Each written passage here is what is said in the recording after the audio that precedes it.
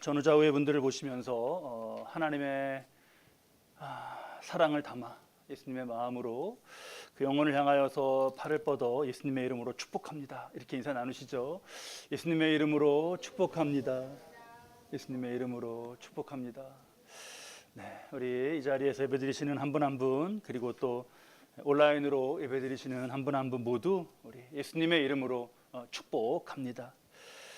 자, 우리 오늘 말씀 나눌 텐데요. 말씀 가운데 하나님이 역사하셔서 내게 주시는 그러한 메시지가 심령에 분명하게 새겨지는 그러한 시간 되시기를 바랍니다. 애굽이 흉년으로 7년이죠. 연속으로 대흉년을 쭉 7년 동안 이어 내려갔습니다. 사느냐 죽느냐, 이번에 죽느냐 사느냐, 그렇게 위기를 맞았습니다. 여기서 목숨만 부지하고 살아남기만 해도 다행이에요. 그런데 하나님이 그 기도하는 요셉에게 주신 총명은 달랐습니다. 곡식을 돈 받고 팔고 짐승 받고 팔고 나중에 땅 받고 팔고 이럴 때 되게 인정없어 보이기도 했죠. 그런데 그렇게 하심으로 위기를 그냥 간신히 넘기는 게 아니라 우리가 보았지 않습니까? 농업의 미래 시스템도 지키고 도시화라고 하는 국정 과제도 그 가운데 다 해나가고, 심지어 애굽인들이 이 자립심, 자존감, 이 정신력까지 이걸 지키고 높이는데 높였습니다. 하나님의 주시는 통찰을 우리가 사모하지 않을 수가 없다, 구하지 않을 수가 없다. 그것을 역사 가운데 우리가 보았습니다. 자, 오늘 말씀은요, 흉년이 이제 지나갔어요. 흉년이 다 지나갔습니다. 그리고 전체 이제 해서 17년의 세월이 흘렀습니다. 고센에 온 지 17년이 흘렀어요. 48장 1절 말씀부터 우리가 볼까요? 한번 우리 성경 보시죠. 이 일 후에 어떤 사람이 요셉에게 말하기를 내 아버지가 병들었다 하므로 그가 곧 두 아들 므낫세와 에브라임과 함께 이르니 했습니다. 요셉은 이제 147세가 되신 아버지 야곱 병환 소식을 들은 거예요. 아프시다. 그리고 배러 갑니다. 배러 가는데 이번에는 뭔가 느낌이 달라요. 그래서 두 아들 므낫세와 에브라임을 데리고 갑니다. 그렇죠? 2절 말씀입니다. 우리 2절 말씀 한번 잘 읽으시면서, 함께 읽으시면서 의미를 잘 새겨보시죠. 함께 읽으시죠. 어떤 사람이 야곱에게 말하되 내 아들 요셉이 내게 왔다 하매 이스라엘이 힘을 내어 침상에 앉아. 예. 기력이 쇠해서 누워 지내던 야곱이 아들이 왔다는 말에 일어나 앉아요. 여러분, 부모와 자녀의 관계는 여기 그 원형이 있지 않습니까? 특별하게 무엇을 하지 않아도 그저 옆에 온 것만으로도 힘이 나는 거예요. 그냥 이거 왔다는 것만 해도 힘이 나는 거예요.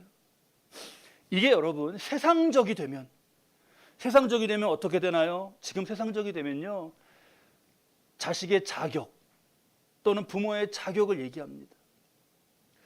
다른 집 자식과 비교해서 나아야 그렇게 자식으로 인정받는 그러한 자격이에요.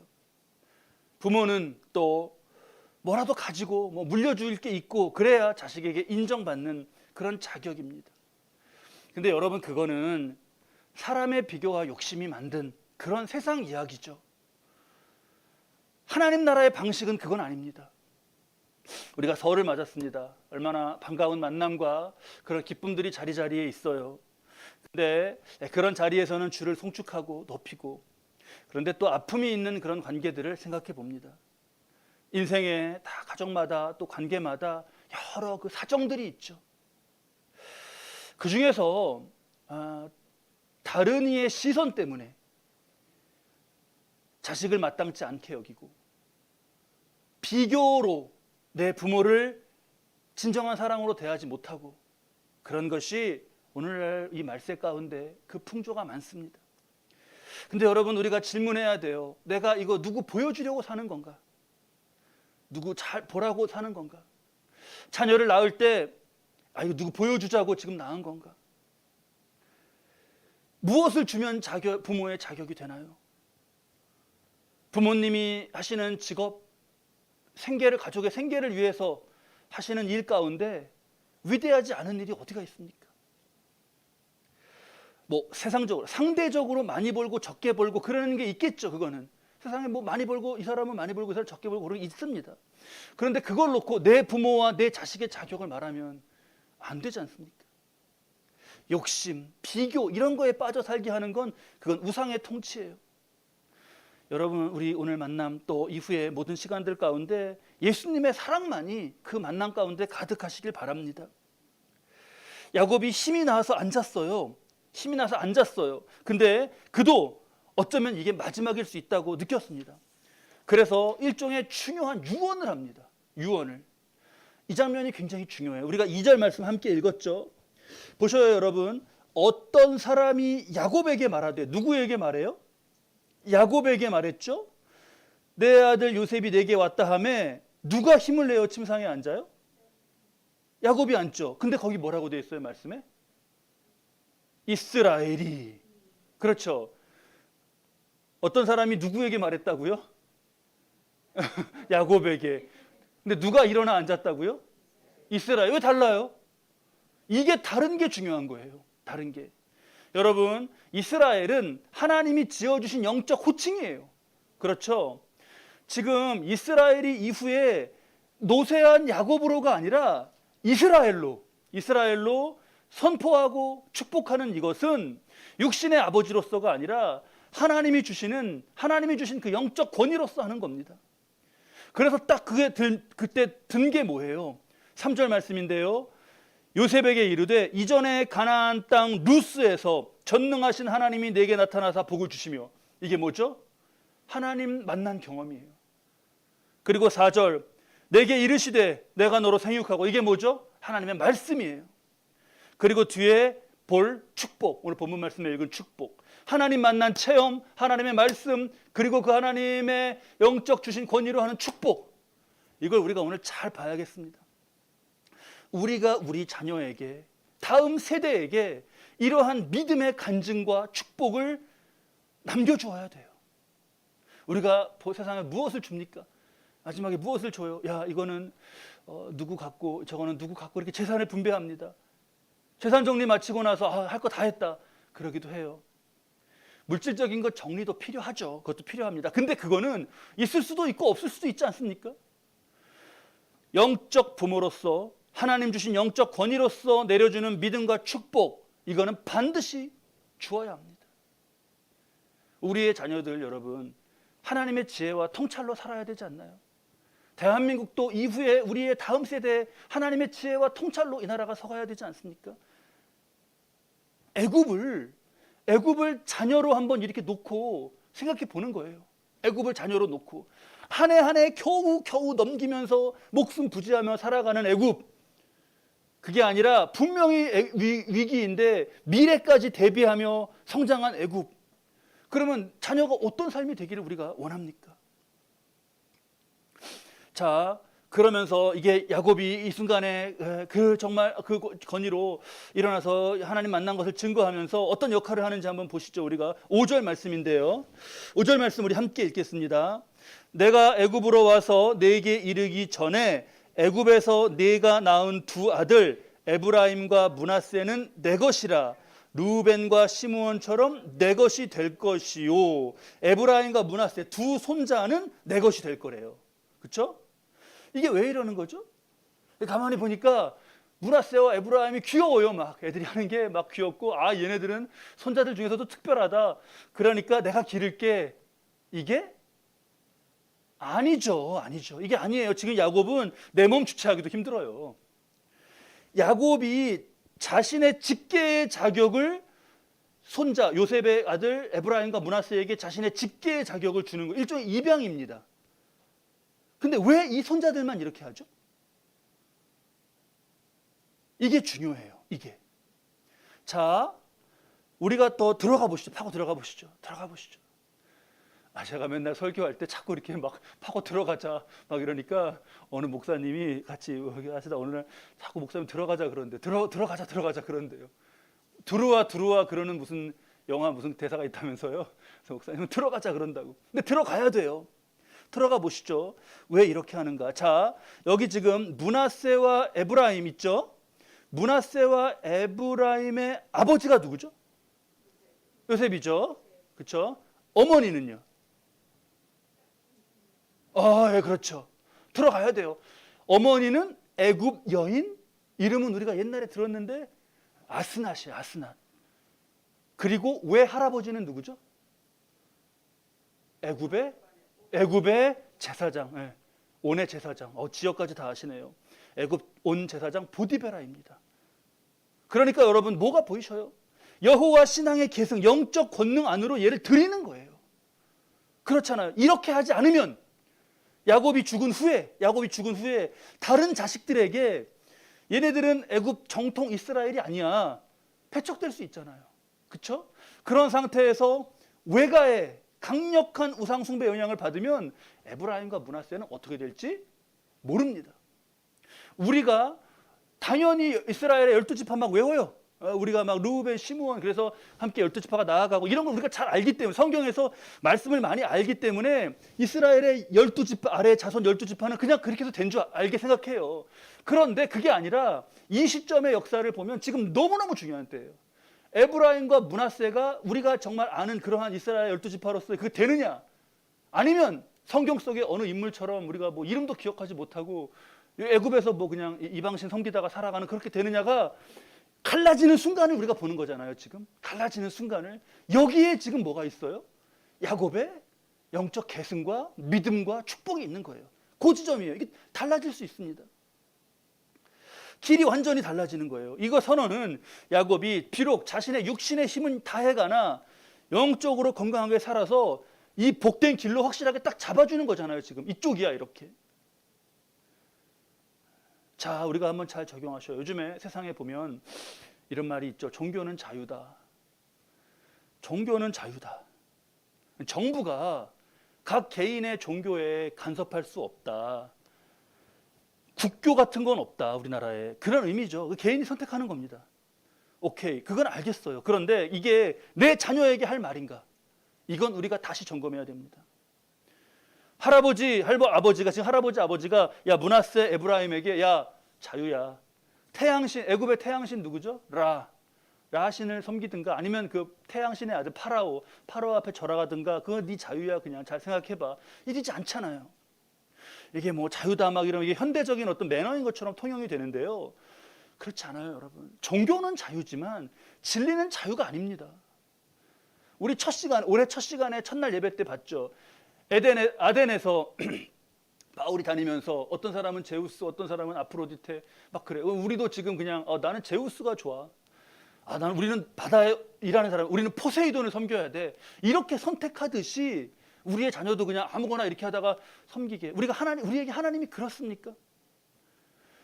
말씀 우리 표어처럼 힘을 주시고 기동하게 하시고 존재하게 하신 분 하나님 한 분밖에 뭐 안 계시잖아요. 나는 그분으로부터 와서 그분으로 힘입어 살고 가요, 또 하나님께로. 근데 어떻게 자녀에게는 넌 너 알아서 해라 이럴 수가 있습니까? 이게 강제한다, 막 강요한다, 이런 건 거부감이 들죠. 저도 싫어요, 누가 강요하면. 근데 그거는 방식을 말하는 거지, 방식을. 내용을 말하는 게 아니지 않습니까? 내용. 내가 체험하고 내가 뼈저리게 느낀 거를, 이거 교훈은 얼마나 절실해요. 제가 어렸을 때 아마 우리 다 동일한 경험이실 거예요. 부모님 세대 어른들 이렇게 설에 모이고 그러면 맨날 6.25 때 얘기를 하시는 거예요. 맨날 6.25 때 얘기를 하시는 거예요. 그때 뭐 6.25 때, 항상 6.25 때. 뭐 밥만 조금 이렇게 하다가 그래서 이렇게 남겨도, 야, 너 이거 6.25 때는 6.25 때가 나와요. 그래서 어릴 때는 뭐 이렇게 말만 하시면 6.25를 말씀하시나 그랬어요.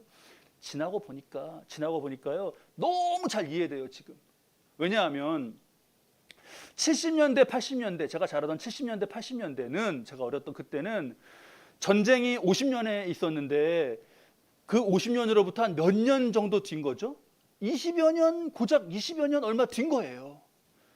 그러니까 이게 지금 우리에게 어떤 거냐 하면 2002년에 그 월드컵 4강 가지 않았습니까? 그 기억 생생하시죠? 그때 다 같이 제가 지금 대한민국 그러면 다 박수 친단 말이에요. 짝짝짝짝. 사람들 다 그때 하던 선수들 다 살아있고 그래요. 그러니까 부모님 세대에는 6.25가 그렇게 생생한 거예요. 지금 눈앞의 일로. 그걸 겪고 그 전쟁을 겪고 그 다음에 내 후손에게 야, 공산주의도 다 그런 거 그냥 자유야. 그냥 체제 선택, 공산당, 노동당 뭐 이런 거 너가 그냥 다 자유로 그냥 해. 이렇게 말해줄 수가 있습니까? 내가 그걸 겪었는데 목숨이 왔다 포탄이 떨어지는 데서 그걸 겪었는데 그리고 나서 자유야 그냥 너네는 또 해봐 한번 이럴 수가 있나요? 3절 말씀에 지금 야곱이 루스에서 전능하신 하나님이 내게 나타나서 복을 주시며 이거를 루스에서 만난 하나님, 내가 하나님을 만났는데 하나님이 내게 역사하셨는데 어떻게 이거를 얘기를 안 할 수가 있습니까? 야곱같이 우리가 정말 생명의 마지막 작업 유언로라도 이 길을 잡아줘야 되는 거죠. 지금은 이제 1인 가구도 많은 세대죠. 1인 가구도. 뭐 이 예배를 지금 우리 또 온라인으로 청년도 드리고 이렇게 해서 1인 세대들도 있어요. 1인 세대, 저는 뭐 자식이 없는데요. 그럼 어떻게 적용하냐? 이게 영적으로 우리가 이 세대를 잘 분별하는 거예요. 일단 나부터 이거 분별력을 갖고 그 다음에 뭐 다른 내게 소중하니 내게 맡겨주시는 이에게 이 길로 이끄는 거죠. 자, 야곱이 그렇게 선언했어요. 에브라임과 므낫세는 내 것이다. 이건 뭐 욕심과 탐이 아닙니다. 이게 지금 영적으로 이게 이 길이냐가 결정되는 그 말이었어요. 그 선언 후에 8절 말씀을 보면 이스라엘이 요셉의 아들들을 보고 이르되 이들은 누구냐 이렇게 묻습니다. 이상하죠. 뭐 지금 같이 보면서 같은 자리에 있는 것 같은데 몰라요. 그러니까 야곱이요 이만큼 노쇠했어요 지금. 10절 말씀 보면 우리 오늘 10절 말씀부터 보았죠. 이스라엘의 눈이 나이로 말미암아 어두워서 보지 못하더라. 나이가 많아지니까 시력이 약해졌습니다. 이게 여러분 여기 이 집안에 야곱, 아브라함, 이삭, 야곱 이 집안의 유전이에요. 나이가 들면 눈이 약해져. 이게 우리 손이 빠르신 분은 빨리 앞으로 가보셔요. 27장 1절에 보면 아버지 이삭도 말년에 눈이 어땠죠? 시력이 약해지고 어두워졌었어요. 예, 그래서 그때 그러니까 야곱도 잘 못 알아보고 이렇게 에서하고 헷갈리고 이러잖아요. 이게 이 집의 유전이에요. 예, 그래서 힘도 없고 유전적으로 약해지는 부분은 약해지고 하지만 9절에서 요셉이 그의 아버지 이게 에브라임과 므낫세입니다. 그러니까 뭐라 그러죠? 연약 노쇠한 아버지가 아니에요. 내 앞으로 나아오라. 내가 그들에게 축복하리라. 딱 하잖아요. 이것이 우리도 이래야 됩니다. 우리 육신도 여러분 점점 연약해져 갈 거잖아요. 이걸 부정할 수는 없잖아요. 그런데 여러분 영적 분별과 권위와 힘은 끝까지 여러분 강건하시길 바랍니다. 이전에도 우리 47장을 한번 볼까요? 창세기 47장 앞에 30절, 31절을 보면 이전에도 요셉에게 이런 말을 남겼어요. 30절에 내가 조상들과 함께 눕거든 너는 나를 애굽에서 메어다가 조상의 묘지에 장사하라. 가나안 땅 조상의 묘지에다 장사하라 하는 거예요. 이런 한마디 한마디가 중요한 거죠. 이래서 후손들에게 돌아갈 것이다. 이거에 대한 의식을 심어주는 거였어요. 그러니까 우리도 마지막 순간에 마지막 순간 아니라 평소에라도 우린 죽으면 끝이다 이럴 게 아니라 길 안내에 뭐가 돼야 됩니다. 이렇게 해야 된다라고. 무덤을 어디에 지금은 다 화장하고 그러니까 무덤 어디에 두고 무덤 그런 안내자가 아니라 믿음의 삶으로 길을 보여주는 거죠. 믿음의 삶으로. 자, 그런 믿음의 삶의 장면 한번 보시죠. 31절, 30절에 애굽에서 메어다가 조상의 묘지에 장사하라 그러니까 그렇게 하겠습니다. 요셉이 그러죠. 그러자 31절에 또 이르되 내게 맹세해라. 그렇게 하는 걸로 그러니까 요셉이 맹세했어요. 그러자 31절 마지막에 어떻게 해요? 이스라엘이 뭐라고요? 침상머리에서 하나님께 경배하니라. 31절 말씀도 누가 또 이르되요? 앞에는 야곱이 또 이르되죠. 침상머리에서 하나님께 경배하는 것은 뭐라고 표현되어 있어요? 이스라엘이. 그렇죠. 이게 육신의 아버지와 육신과 영적 이게 왔다 갔다 하는 거예요. 잘 봐야 돼요. 육신은 약합니다. 아니 야곱이 침상머리면은 침대 끄트머리 아니죠. 저기 위에 아니에요. 예배를 야곱이 침대 위에서 드리나?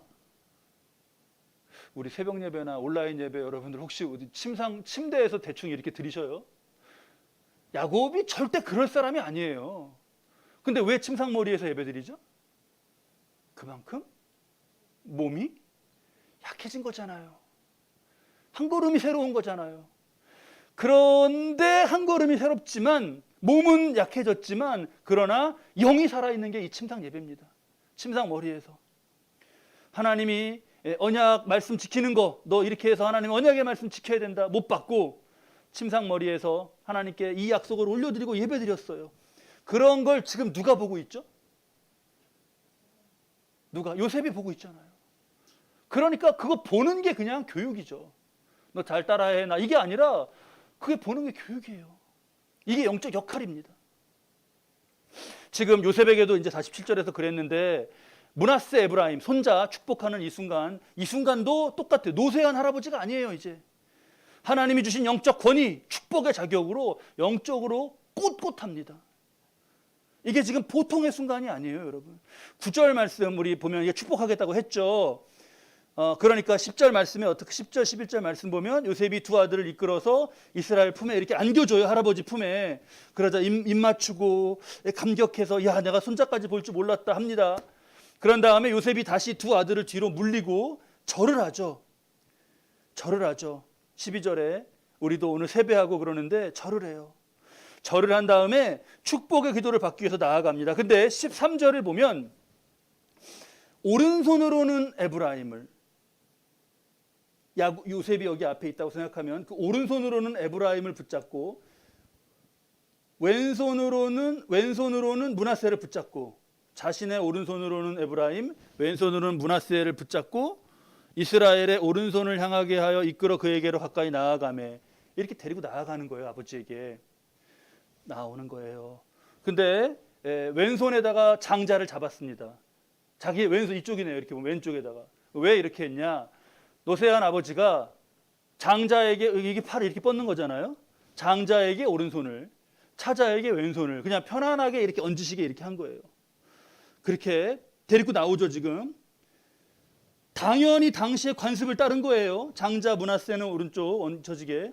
근데 14절 말씀입니다. 우리 14절 말씀 함께 읽으시죠. 이스라엘이 오른손을 펴서 차자남 에브라임의 머리에 얹고 왼손을 펴서 므낫세의 머리에 얹으니 므낫세는 장자라도 팔을 엇바꾸어 얹었더라. 그렇게 기껏 딱 맞춰서 할아버지 앞에 데리고 왔는데 팔이 이렇게 나가네요. 이렇게 된 거죠. 이 장면이에요. 여러분 팔 한번 이렇게 해보셔요. 이렇게. 편해요, 안 편하셔요? 지금 침대에서 기동도 힘든 야곱이잖아요. 이게 이거 해보셔요. 이거는 힘들어요. 우리 지금 건강하니까 이렇게도 하고 막 이렇게도 하고 그러지 아무 힘이 없으면 이거 하고 이거는 아마 147세 되면 우리 이게 될까요? 근데 이렇게 해서 한 거예요. 요셉이 15절 요셉이 아버지가 왜 저러시지? 팔이 왜 저렇게 됐지? 하는데 어떻게 해볼 새도 없이 야곱의 입에서 그냥 축복 기도가 막 쏟아져 나갑니다. 15절에 그가 요셉을 위하여 축복하여 이르되 내 조부 아브라함과 아버지 이삭이 섬기던 하나님, 나의 출생으로부터 지금까지 나를 기르신 하나님, 이 하나님이 있는데 어떻게 애한테는 바로에게 뭐 절에 이럴 수가 있겠어요? 16절 나를 이 모든 환난에서 건지신 여호와의 사자께서 이 아이들에게 복을 주시오며 이렇게 축복 기도가 막 나가요. 그러니까 요셉이 옆에서 어땠겠어요? 안절부절 못하죠. 어떻게 하나 근데 막 기도를 하고 계셔요. 그러다가 축복 기도의 문장이 하나 끝났을 때 16절에 이들이 세상에서 번식되게 하시기를 원하나이다 문장이 끝났어요. 그러니까 이때구나 하고 요셉이 얼른 17절 18절을 보면 요셉이 그 아버지가 오른손을 에브라임의 머리에 얹은 것을 보고 기뻐하지 아니하여 아버지의 손을 들어 에브라임의 머리에서 므낫세 머리를 이렇게 옮기려고 하는 거예요. 옮겨주려고. 그러자 19절 말씀입니다. 함께 읽으시죠. 그의 아버지가 허락하지 아니하며 이르되 나도 안다. 내 아들아 나도 안다. 그러시잖아요. 강조하고 단호하죠. 나도 알아. 나도 알아. 아시는데 왜 이래요 그러면? 아시는데 왜 그러세요? 여러분 지금 이 축복은요 하나님이 결정하신 거예요. 그래서 강하게 역사하시면서 야곱 자신도 뭐라고 설명할 수 없는데 이 순간에 손이 엇갈려 나간 겁니다. 에브라임에게 장자의 축복을 하게 하시고 왼손으로 므낫세에게 차남의 축복을 하게 하신 거예요. 그러니까 야곱이 지금 하나님의 영에 완전히 사로잡혀 갖고 쇠약한 노인, 손 떨려 갖고 이렇게 내미는 노인이 아닌 거예요. 자신도 알 수 없는 힘과 주장에 이끌려서 강하게 선포하는 겁니다. 이건 하나님의 뜻과 하나님의 선포였어요. 당시의 관습으로는, 세상의 기준으로는 일단 어디서부터 지금 당시의 관습으로 하려면 어떻게 되냐면 일단 요셉부터 먼저 축복하면 안 돼요. 그 첫 번째는 누구 축복해야 되죠? 르우벤 해야죠. 르우벤은 너무 아니야. 진짜 그 사건 우리가 알잖아요. 르우벤은 너무 아니야. 그러면 누가 돼야 돼요? 두 번째 시므온. 그러고 세 번째로 만약 그런 경우가 거의 없지만 세 번째로 간다면 레위, 유다, 그 다음에 유다. 어디까지 했어요 지금? 시므온, 르우벤, 시므온, 레위, 유다, 레위, 유다. 그 다음에 이사갈인가 그럴 거예요. 여기로부터 요셉은 몇 번째죠? 11번째, 12번째는 베냐민, 11번째면 이렇게 지금 세고도 아직도 여기 앞에 지금 5명이 또 남아있어요. 이렇게 세상 관습으로는 이렇게 하면 안 돼요. 세상으로는 놀랄 일이에요. 지금 르우벤, 시므온에 되면은 얘네들 에브라임과 므낫세는 학렬이 이게 어떻게 되죠? 우리 오늘 설날에 이런 거 많이 하잖아요. 학렬이 같은 대가 아니라 그렇죠. 조카죠, 조카. 세대가 하나 내려갔잖아요. 야, 이게 그리고 얘네들은 정통 이스라엘도 아니에요. 근데요, 하나님이 세우시는 질서는 세상적 기준과 달랐습니다. 요셉 자리에다가 이들을 올리셨어요. 우리 오해는 없어야 돼. 앞으로 오해는 없어야 돼. 앞으로 우리가 보겠지만 장자 르우벤이나 시므온이나 그들을 향한 축복도 있어요. 있는데 지금 왼손을 얻게 하신 므낫세도 나중에 보면 축복이 있어요. 19절에 그도 한 족속이 되며 그도 크게 되려니와 이렇게 간단 말이에요. 그런데 하나님의 질서, 나라의 질서는 그것과 이걸 다르게 잡으신 거예요. 그래서 이 축복대로 아까 에브라임을 여기 그 이방의 그런 어떤 종교에 휘말려가는 애가 아니라 딱 여기다가 여호와 신앙에 데리고 들어왔죠. 그 다음에 이 기도대로 에브라임은 이후에 12지파의 대표 지표가 됩니다. 대표 지파가 됩니다. 다시 이들이 가나안으로 들어갈 때 출애굽할 때는 모세가 지도자였죠. 가나안에 들어갈 때는 나를 따르라. 누구였죠? 나를 따르라. 가나안 진입의 지도자 여호수아. 여호수아가 바로 에브라임 지파예요. 이후 에브라임 지파는 중심 지파로서 나중에 솔로몬이 불순종으로 가고 그래서 나라 갈라지고 그럴 때까지 대표 역할을 해요. 이게 하나님의 드라이브였던 거예요. 하나님의 드라이브. 축복의 내용 보시죠, 여러분. 우리 15절에 내 조부 아브라함과 아버지 이삭이 섬기던 하나님. 이게 여러분 축복은요 이렇게 흘러가는 겁니다. 흘러가는 거.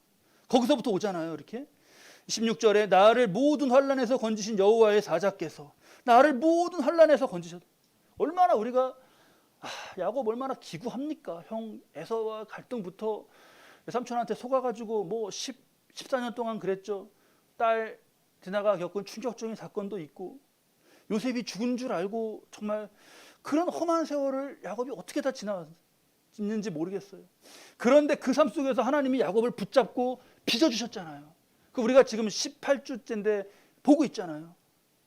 그 붙들어 주신 하나님의 손이, 그 능력이 이제 이스라엘, 이 세상을 떠나는 자신에게 이어서 흘러가도록 선포하는 거죠.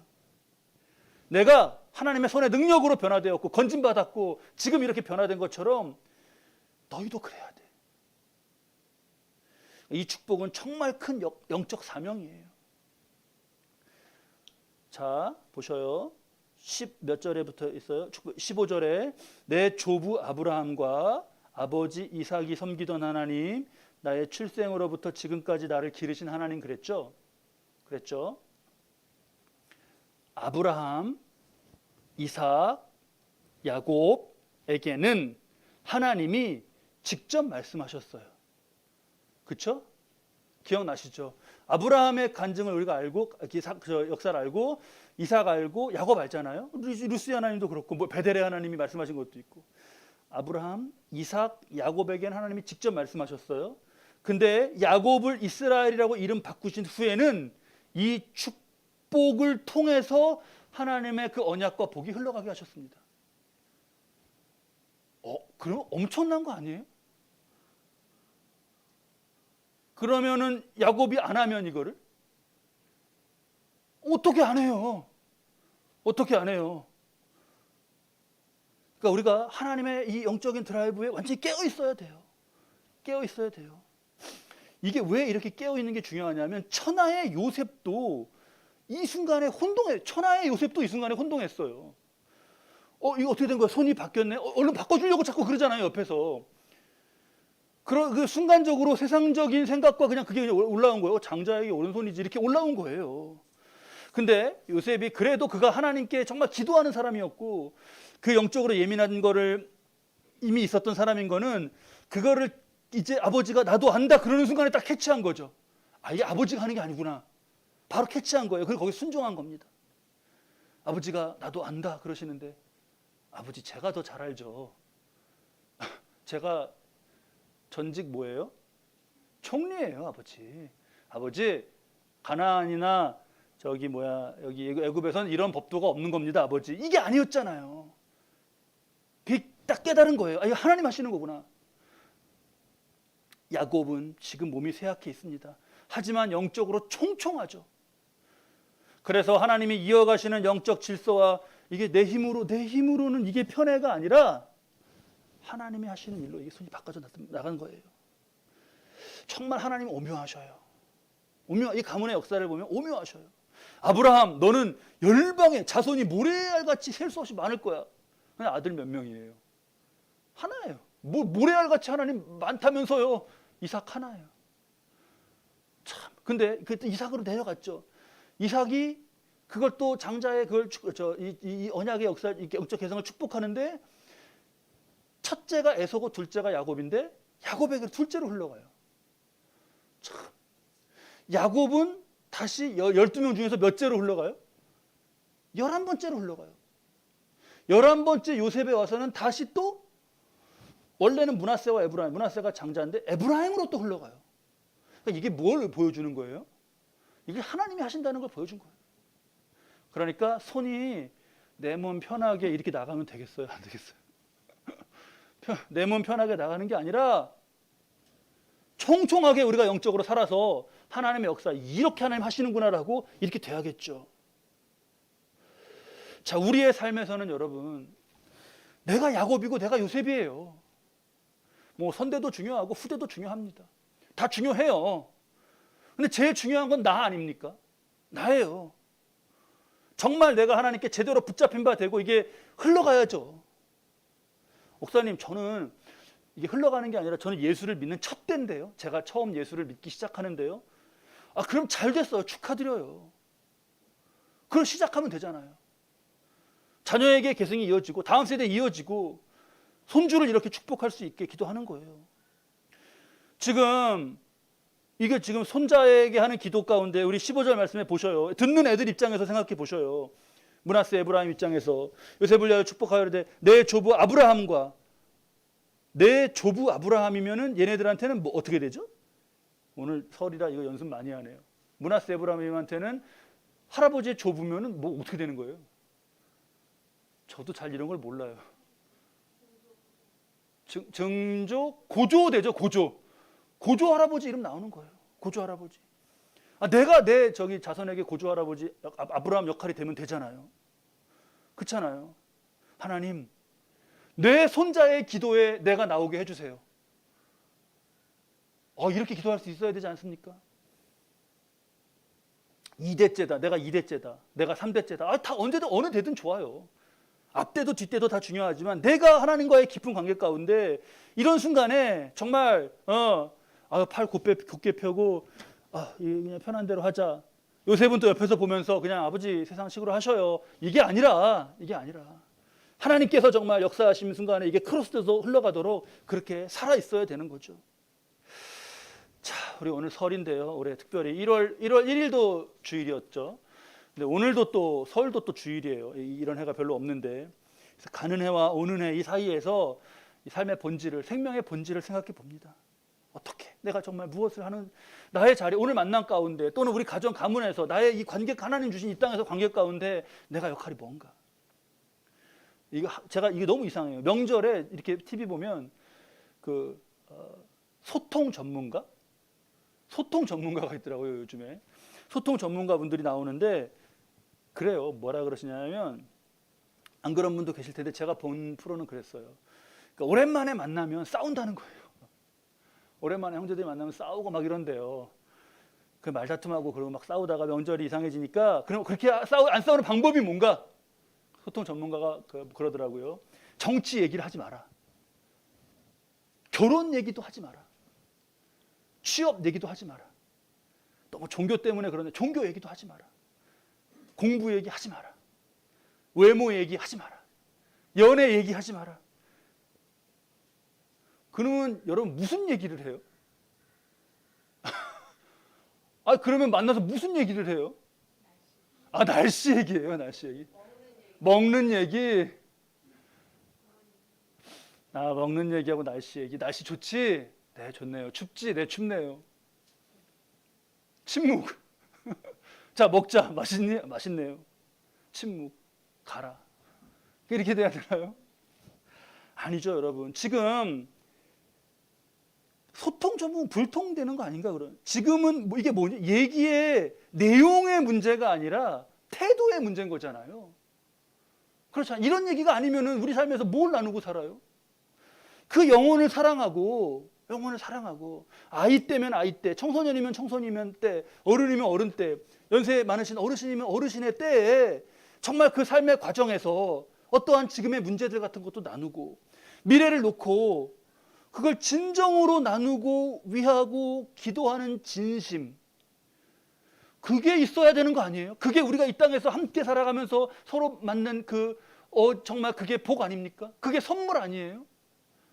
그냥 다 가만히 입 안 하고 종교에 아무것도 안 하고 가만히 이렇게 있는 거예요? 아닙니다.